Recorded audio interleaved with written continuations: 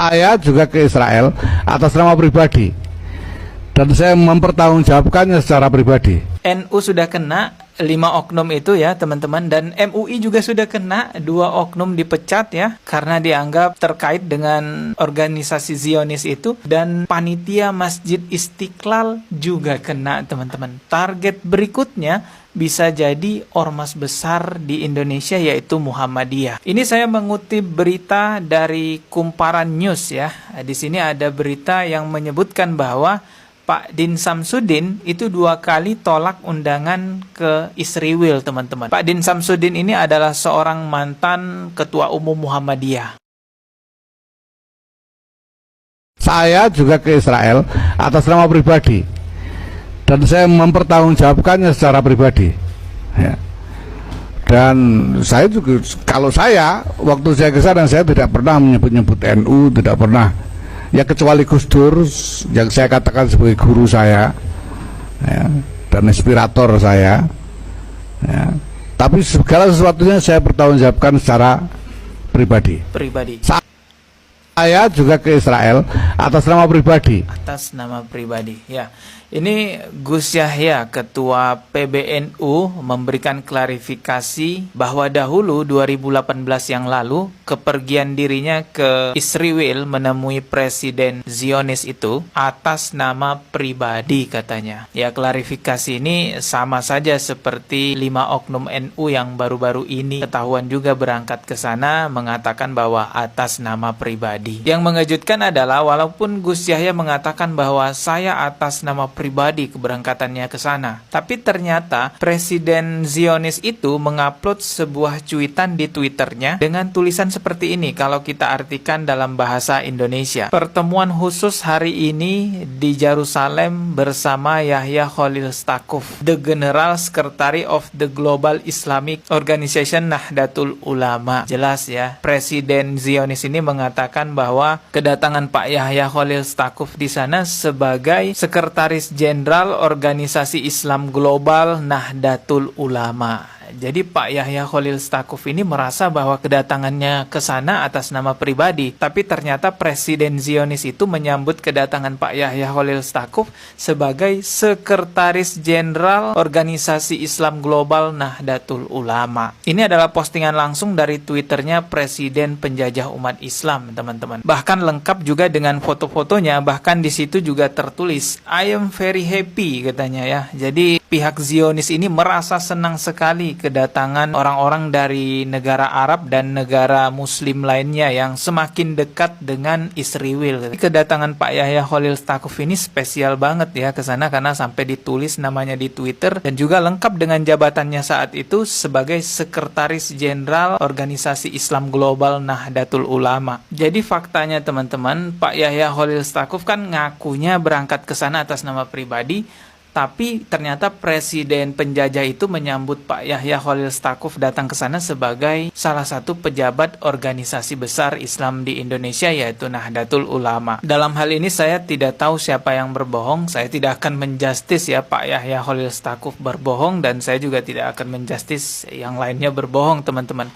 Ya mungkin bisa jadi undangannya atas nama pribadi tapi ternyata datang ke sana malah dijadikan atas nama organisasi. Bisa jadi seperti itu, tapi banyak juga masyarakat yang bertanya-tanya, banyak orang-orang yang bertanya-tanya, emangnya kalau atas nama pribadi bisa ketemu langsung dengan Presiden penjajah itu? Nah, yang protes seperti ini salah satunya Ustadz Felix Xiao. Logika sederhana teman-teman sekalian, mungkin nggak sih sebuah negara atau petinggi negara itu mau menerima 5 orang itu kalau 5 orang itu tidak mengafiliasikan diri pada organisasi besar atau entitas yang lebih besar lagi. Misalnya kita lihat bahwa orang-orang ya ternyata banyak sekali yang jualan NU.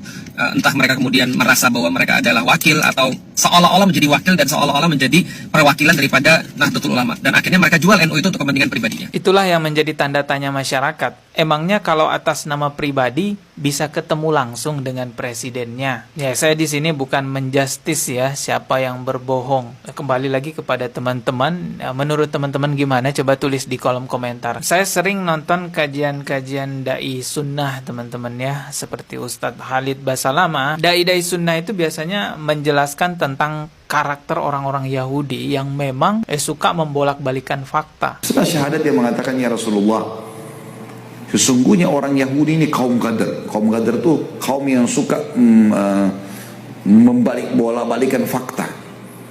Jadi biar tahu benar, dia balik fakta itu. Daripada meributkan siapa sebenarnya yang berbohong, apakah ini benar atas nama pribadi, ya lebih baik jadikan ini sebagai pelajaran agar tidak terjadi lagi di hari kemudian. Karena memang kita tahu bahwa kaum Yahudi ini memang kaum yang licik ya. Mereka yang menjajah, tapi mereka teriak-teriak di media bahwa mereka lah yang ditindas. Dan di Al-Quran itu sepengetahuan saya ya, yang minim ini pengetahuannya, saya tidak menemukan ada penjelasan kaum Yahudi itu dari sisi kebaikannya.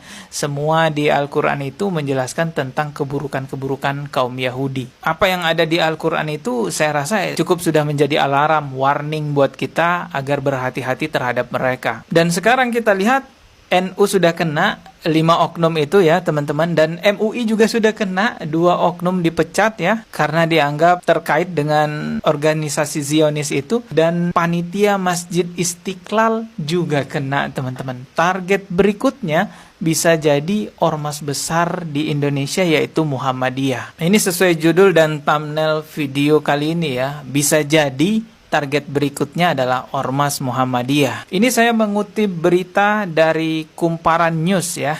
Di sini ada berita yang menyebutkan bahwa Pak Din Samsudin itu 2 kali tolak undangan ke Israel, teman-teman. Pak Din Samsudin ini adalah seorang mantan ketua umum Muhammadiyah.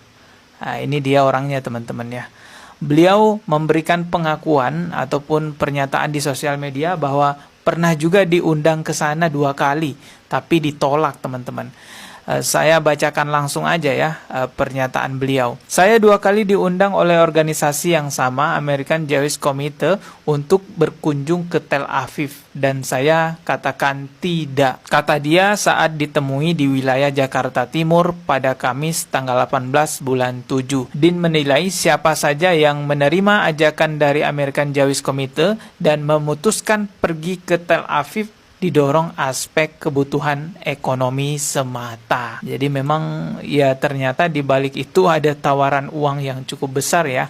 Ini pengakuan dari Bapak Din Samsudin yang merupakan mantan Ketua Umum Muhammadiyah. Jadi sudah mulai ya, ada juga itu upaya-upaya untuk menembus Ormas Muhammadiyah. Tapi mungkin karena tidak semudah ormas-ormas lainnya, akhirnya sampai sekarang masih belum berhasil. Kalau Ormas Muhammadiyah yang diiming-imingi uang, saya rasa nggak akan tembus, karena kita tahu Ormas Muhammadiyah itu kaya raya bos. Itu uangnya Muhammadiyah berapa banyak tuh.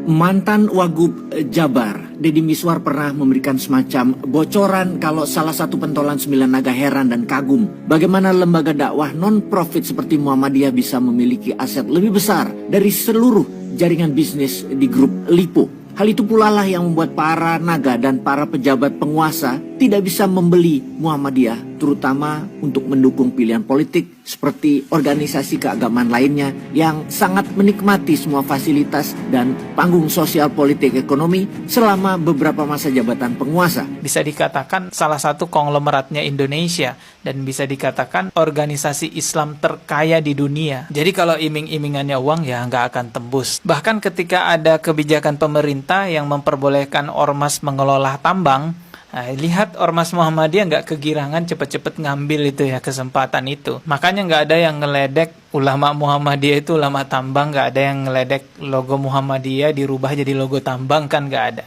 Bukan itu pembahasan kita, teman-teman. Dan dari sisi manhaj juga saya lihat Muhammadiyah ini cukup kuat ya manhaj salafnya. Jadi saya rasa sulit untuk ditembus oleh para Zionis itu. Tapi ya tetap harus hati-hati ya, karena sekelas MUI aja juga tembus kan. Dan MUI juga mengingatkan kepada masyarakat untuk berhati-hati karena sekarang banyak agen Zionis yang bersebaran di Indonesia. Yang harus ekstra hati-hati itu ya terutama masyarakat yang memiliki status sosial tinggi seperti tokoh organisasi ataupun pengurus masjid besar di Indonesia. Itu hati-hati, nanti diiming-imingi uang tuh sama Zionis. Oke teman-teman, kita ketemu lagi di video berikutnya. Subscribe dan juga loncengnya ditekan sebagai notifikasi. Wassalamualaikum warahmatullahi wabarakatuh.